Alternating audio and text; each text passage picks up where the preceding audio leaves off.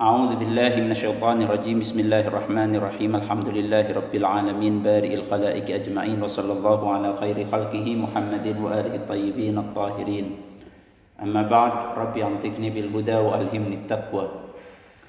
Alhamdulillah, pada pertemuan yang lalu kita telah belajar bersama tentang munada al-mudhaf ila ya'il mutakallim, bahwa bagaimanakah hukum ketika munada itu dimudhafkan kepada ya mutakallim. Disebutkan bahwa idza kana sahihal akhiri yajuzu fihi khamsatu awjuhin. Jika munada yang dimudhafkan kepada ya mutakallim itu adalah yang sahihul akhir, yang huruf terakhirnya bukan berupa huruf illat waw, alif dan ya, maka bisa memilih 5 bentuk bacaan. Al-awwalu wa hadha huwa al-akthar hadfu ya'il mutakallim wal ijtiza'u anha bil kasrah, yaitu kita buang ya mutakallimnya dan kita cukupkan hanya dengan memberikan harokat huruf akhirnya dengan harokat kasrah. Seperti kalimat ya sayyidi, aslinya ada yaknya, sekarang yaknya dibuang, hanya cukup dengan huruf dalnya di kasrah.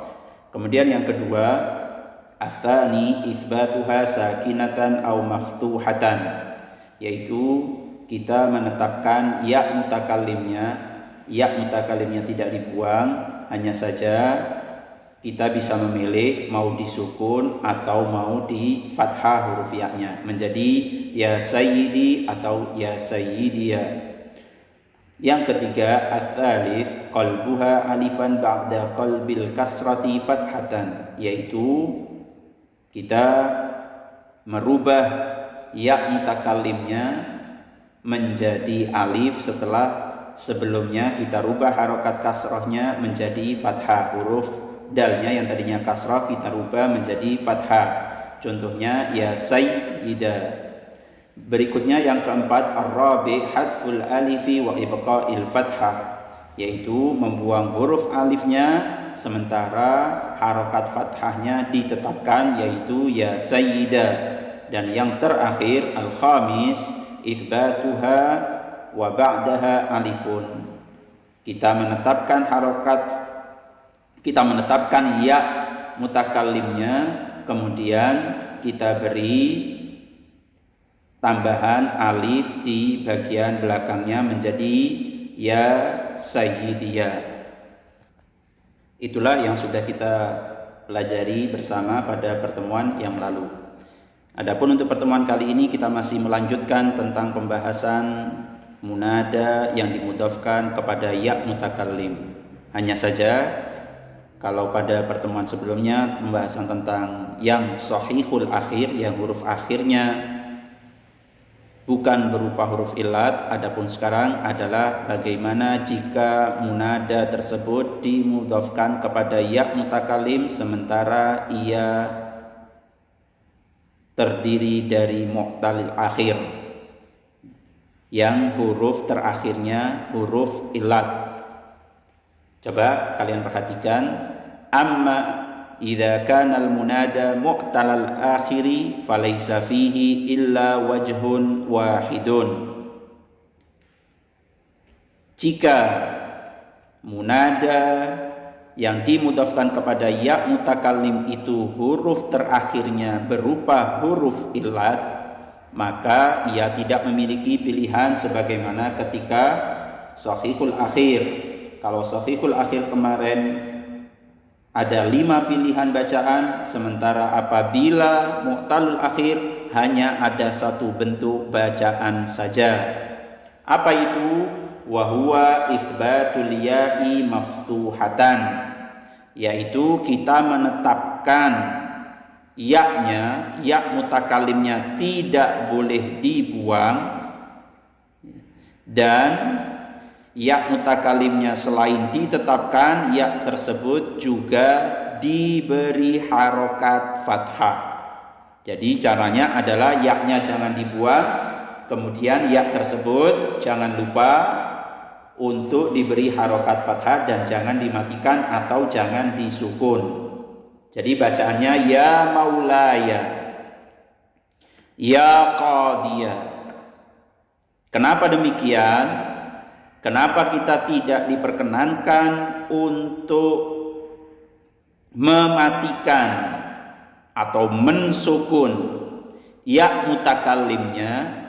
Jawabannya adalah firaran min ijtima'is sakinain, yaitu untuk menghindari bertemunya dua huruf mati. Berikutnya faidatun, yaitu keterangan tambahan tentang munada yang dimudhafkan kepada ya mutakallim. Idza kana al-mudhafu ila ya'il mutakallimi wasfan ay ismu fa'il au maf'ul au sifah musyabbahah lam yajuz fihi illa itsbatul ya'i sakinatan au maftuhatan. Apabila yang dimudhafkan kepada ya mutakallim itu berupa isim sifat, yaitu berupa isim fa'il atau berbentuk maf'ul, atau ia berupa sifat musyabbahah, maka tidak boleh di dalam bacaannya kecuali dua pilihan saja, yaitu yang pertama adalah ya-nya harus ditetapkan. Ya mutakallimnya tidak boleh dibuang, harus tampak, tidak boleh disembunyikan. Kemudian untuk harokat ya-nya ada dua bentuk pilihan. Yang pertama adalah sakinatan, ia disukun, dimatikan, au maftuhatan, atau diberi harokat fathah. Seperti kalimat akrama yukrimu, bentuk isim fa'ilnya adalah fahuwa mukrimun. Maka bagaimanakah kalau kalimat mukrimun ini menjadi munada sementara ia dimudhafkan kepada ya mutakallim? Maka ada dua bentuk bacaan, yaitu menetapkan ya dan ya tersebut disukun, atau menetapkan ya dan ya tersebut di fathah menjadi ya mukrimi atau ya mukrimiyah. Insyaallah bisa difahami dengan baik. Berikutnya keterangan lanjutan daripada pembahasan munada yang dimudhafkan kepada ya mutakallim adalah pembahasan dua kata, yaitu abun dan ummun. Bagaimana jika kata abun yang memiliki arti ayah dan kata ummun yang memiliki arti ibu dimudhafkan kepada ya mutakallim? Idza kana al-munada al-mudhafu ila ya'il mutakallimi abun au ummun jaza fihi ma jaza fil munada sahihil akhir. Jika munada yang dimudhafkan kepada ya mutakallim itu berupa kata abun atau kata ummun, maka boleh mengikuti hukum munada yang dimudhafkan kepada ya mutakallim yang ia sahihul akhir. Artinya memiliki 5 bentuk pilihan bacaan, yaitu seperti kalimat yang tadi sudah kita baca. Apa saja tadi bacaannya?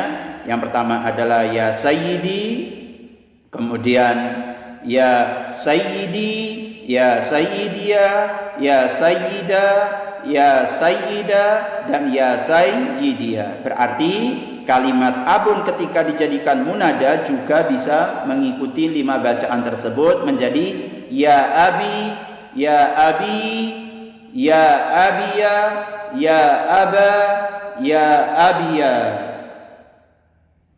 Bisa difahami? Begitu juga dengan kalimat sama, kalian rubah seperti dengan contoh-contoh tersebut.